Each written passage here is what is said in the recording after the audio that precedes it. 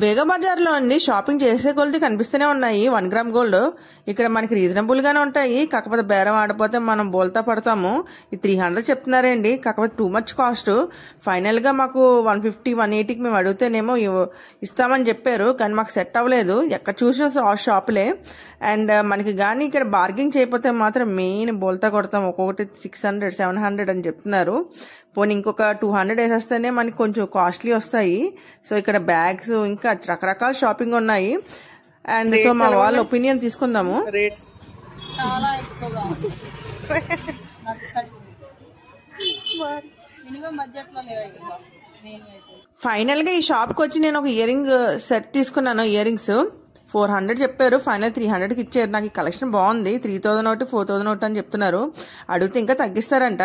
ఇవి తీసుకున్నాను. మా వాళ్ళందరూ తీసుకునేసరికి నేను కూడా ఇది ఫైనల్ అవ్వాను. అండ్ విక్టోరియా కలెక్షన్స్ అయితే చాలా బాగున్నాయి. కలర్స్ భలే ఉన్నాయి. ఇంకా ఇవే కాదండి, లోపల ఇంకా చాలా.